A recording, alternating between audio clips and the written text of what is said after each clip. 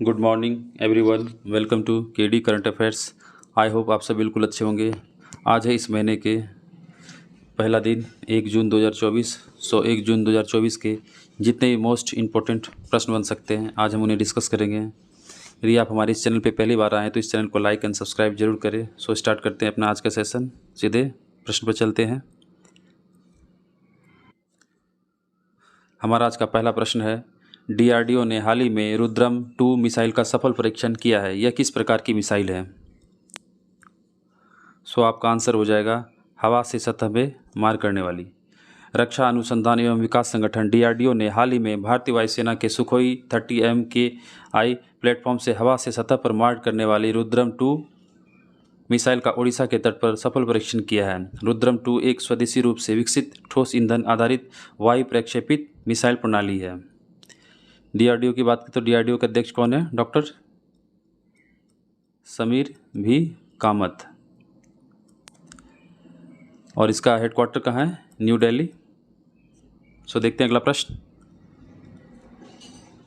Communication internship programme हाल ही में किस मंत्रालय ने शुरू किया है? आपका आंसर हो जाएगा जल शक्ति मंत्रालय।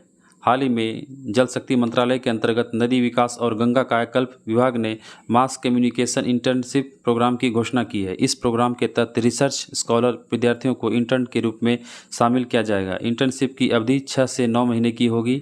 इंटर्नशिप कार्यक्रम पूरा होने पर उम्मीदवारों को 15,000 रुपये प्रति माह का मानदेय और इंटर्नशिप का प्रमाण पत्र दिया जाएगा। जल शक्ति मंत्री कौन है? गजेंद्र सिंह शेखावत। देखते हैं अगला प्रश्न।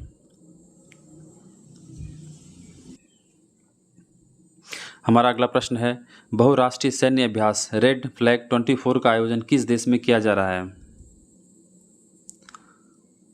रेड फ्लैग 24 का आयोजन किस देश में किया जा रहा है? आपका आंसर हो जाएगा यूएसए अलास्का।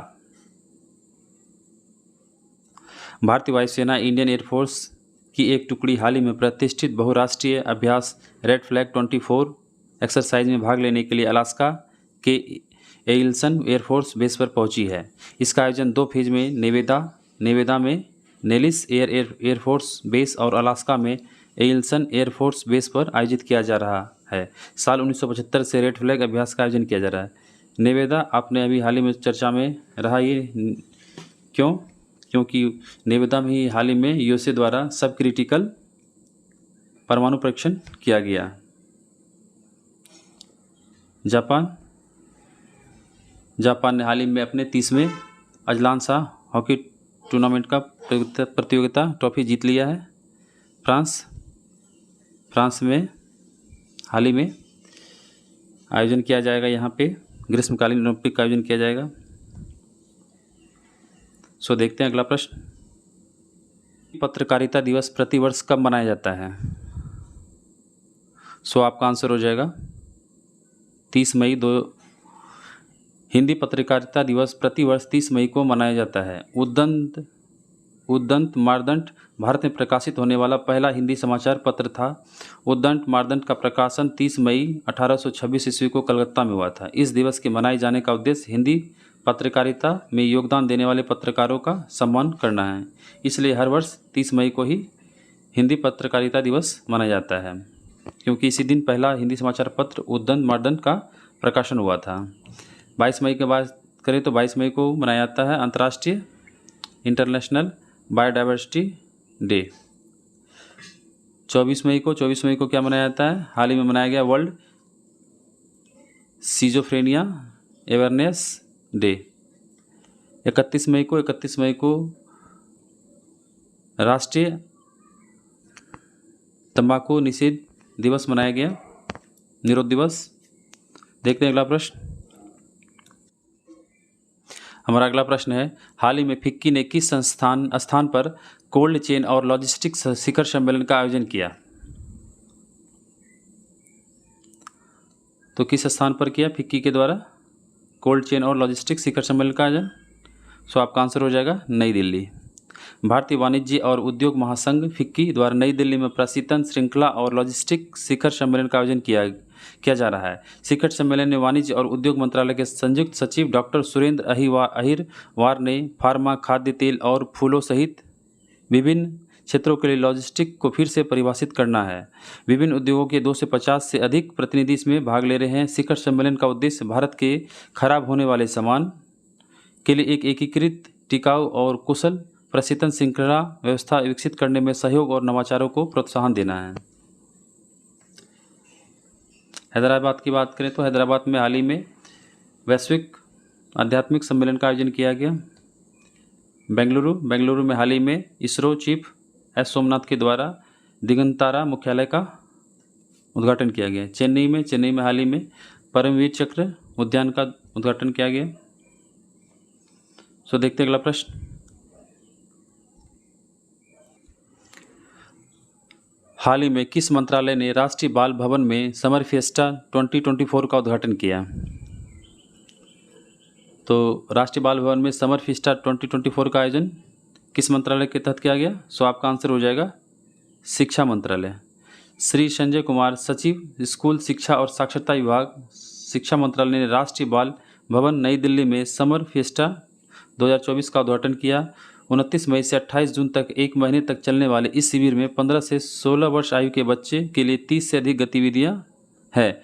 पाठ्येतर गतिविधियों के महत्व पर जोर देते हुए कुमार ने जिज्ञासा और अन्वेषण को प्रोत्साहित किया है। कार्यशालाओं में ओडिसी नृत्य, योग, सुलेख और संगीत शामिल है, जो कौशल विकास के विविध अवसर प्रदान करते हैं। शिक्षा मंत्री कौन है? मिस्टर धर्मेंद्र प्रधान। तो देखते हैं अगला प्रश्न।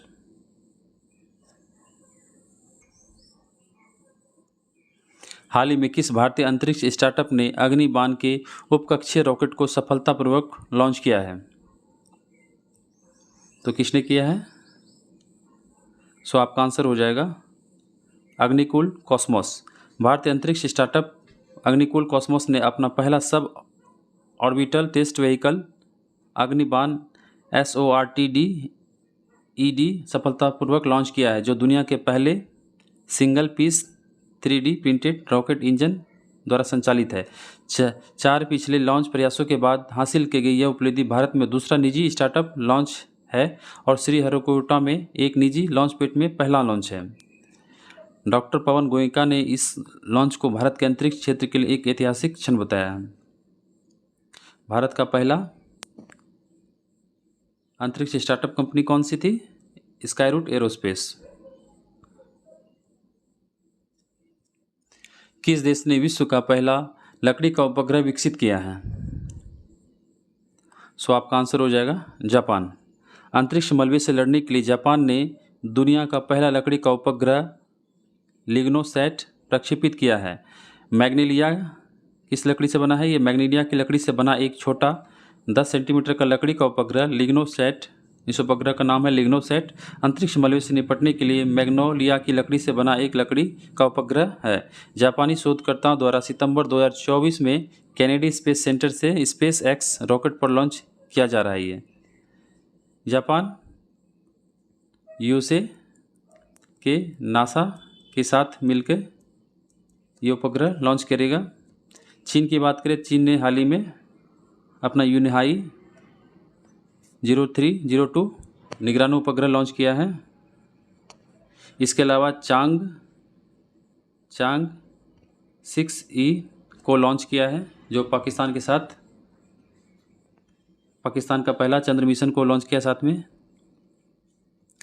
रूस ने हाल ही में अपना बुलावा इंटरकॉन्टिनेंटल बैलिस्टिक मिसाइल का सफल परीक्षण किया है। यूएसए ने हाल ही में अपना निवेदा में एक सब क्रिटिकल परमाणु परीक्षण का हाल ही में परीक्षण किया। सो देखते हैं अगला प्रश्न।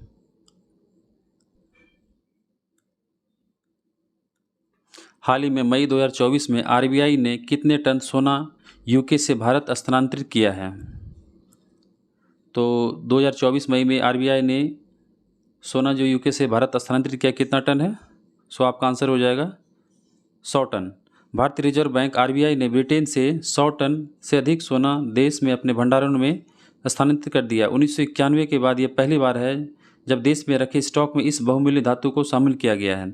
आरबीआई के आधे से अधिक स्वर्ण भंडार जो विदेशों में मौजूद रहते हैं, बैंक ऑफ इंग्लैंड और बैंक ऑफ इंटरनेशनल सेटलमेंट के पास सुरक्षित रूप में रखे गए हैं तथा इसका लगभग 1/3 हिस्सा ही घरेलू स्तर पर संग्रहित है। मतलब एक तिहाई से भी अधिक जो आरबीआई का सोना है वो विदेशों में मौजूद रहता है, स्वर्ण भंडार, जिसमें बैंक ऑफ इंग्लैंड और बैंक ऑफ इंटरनेशनल सेटलमेंट के पास रिजर्व रहता है, सुरक्षित रहता है। इसके अलावा भारत में लगभग 1/3 हिस्सा ही घरेलू स्तर पर संग्रहित रहता है। सो देखते हैं अगला प्रश्न। हाल ही में किस देश ने डॉक्टरेट अनुसंधान हेतु बिम्स्टेक देशों के लिए बिमरेन का शुभारंभ किया है? तो किस देश ने किया है, किसके लिए किया है? डॉक्टरेट अनुसंधान हेतु बिम्स्टेक देशों के लिए एक बिमरेन का शुभारंभ किया है। तो आपका आंसर हो जाएगा अपना प्यारा भारत। भारत ने बिम्स्टेक देशों के पीएचडी छात्रों को भारत में डॉक्टरेट शोध करने में सक्षम बनाने के लिए बिम्स्टेक भारत समुद्री अनुसंधान नेटवर्क लॉन्च किया है। बिम्स्टेक 7 सदस्य देशों का एक क्षेत्रीय संगठन है जिसमें दक्षिण एशिया के 5 देशों बांग्लादेश, भूटान, भारत, नेपाल, श्रीलंका और दक्षिण पूर्व एशिया के 2 देश म्यांमार और थाईलैंड शामिल है। बिम्स्टेक का गठन कब हुआ था? 1997 में बंगाल की खाड़ी क्षेत्र के देशों के बीच बहुमुखी तकनीकी और आर्थिक सहयोग को बढ़ावा देने के उद्देश्य से किया गया था। बिम्स्टेक का मुख्यालय कहाँ है? सो आंसर हो जाएगा आपका ढाका। ढाका में स्थित है।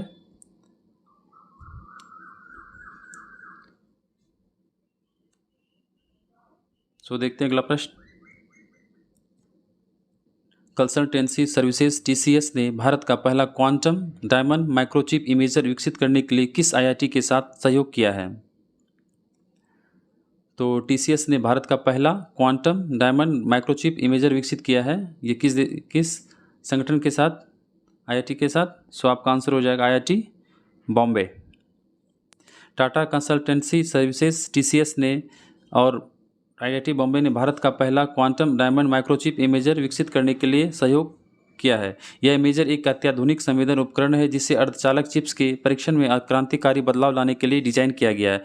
यह सहयोग राष्ट्रीय क्वांटम मिशन के अनुरूप है जिसका उद्देश्य भारत को क्वांटम प्रौद्योगिकी में वैश्विक नेता के रूप में स्थापित करना है। Quantum diamond microchip imager MRI तकनीक के समान गैर विनाशकारी इमेजिंग के लिए हीरे में नाइट्रोजन रिक्ति एनवी केंद्रों का उपयोग करती है। इसके अलावा आईआईटी बॉम्बे हाल ही में चर्चा में रहा क्योंकि वहाँ भारत का पहला घरेलू जीन थेरेपी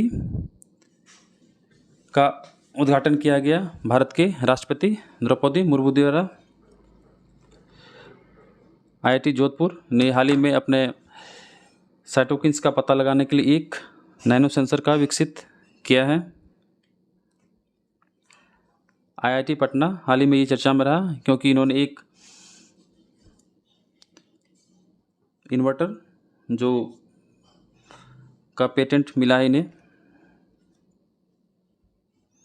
सो देखते हैं अगला प्रश्न।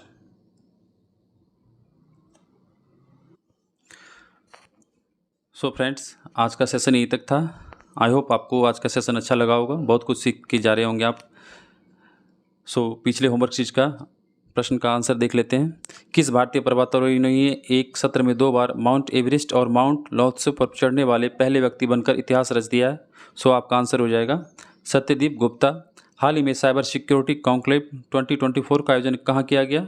सो नई दिल्ली, भारत में किया गया। हाल ही में किसे 2023 के United Nations military gender advocate of the year award के लिए चयनित किया गया? सो आपका आंसर होगा राधिका सेन। हाल ही में 77वें विश्व स्वास्थ्य सभा WHO आयोजन की समिति ए का अध्यक्ष किसे नियुक्त किया गया? सो आंसर है अपूर्व चंद्रा। हाल ही में गीतानास नौसेदा को किस देश के राष्ट्रपति के रूप में पुनः चुना गया है? सो आंसर होगा लिथुआनिया को।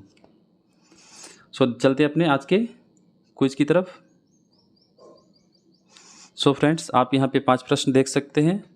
आप इनके आंसर कमेंट बॉक्स में जाके कमेंट कर सकते हैं। यदि आपका कोई सुझाव हो तो आप कमेंट बॉक्स में दे सकते हैं। यदि आप हमारे इस चैनल पे पहली बार आए हैं तो इस चैनल को लाइक एंड सब्सक्राइब जरूर करें और अपने फ्रेंड्स को शेयर करें। सो मिलते हैं अपने नेक्स्ट वीडियो में। थैंक यू, धन्यवाद।